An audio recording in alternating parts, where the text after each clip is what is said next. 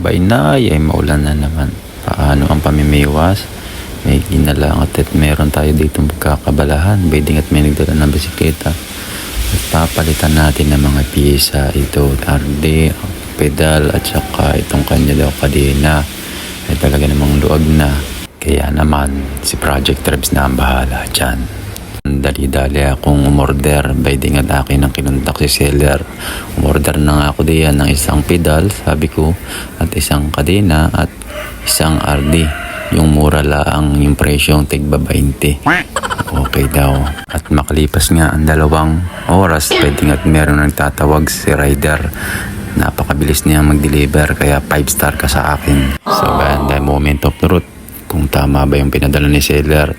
Yung aking order ay itong isang kadena, okay, check. At itong isang RD na torne, okay, check. At ang pinakahuli, itong mga pedal, okay, ayos. Dito nga, inumpisan ko ng tanggalan yung kanyang sirang RD. Siyempre, tanggalin muna natin yung shifter cable. Tapos itong bolt ng RD mismo. At pagkatanggal nga natin ng sirang RD, yan, ikinabit ko na itong bago. Ganyan naman, ginamitan ko ng 6mm na alin dahil yun ang sukat niya. Tapos yan nga, sinunod ko na itong kadena. Inumpisahan ko ng tanggalin gamit itong tools na chain cutter. Dahil wala siyang missing link, gaya yan ang tools na kailangan. So dito naman, aking inilagay na itong shifter cable sinuot sa butas upang maikabit na doon sa kanyang kabitan yung mismong cable. Dito naman, tinatapat ko yung pulley doon sa pinakamalit na cogs. Tapos pag nakakalapat na, ilalagay na natin yung cable at ipipix. At siguraduhin nating mahigpit upang hindi ito matanggal. Sunod naman itong ating bagong kadena. Pwede nga pala ito sa 8 speed, 7 speed at saka 6 speed.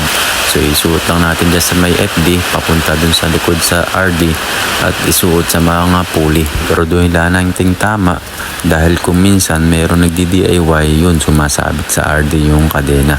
So ito ang ating ginamitan nating tools ito na yung pansabit upang gagay hindi siya maghiwalay pagkakabit. Ayan, gamit ang ating chain cutter, hinuli ang ating panglagay. Napakahalaga nito pagka tayo magkakabit ng kadena. Dito naman tayo sa pagpapalit ng pedal.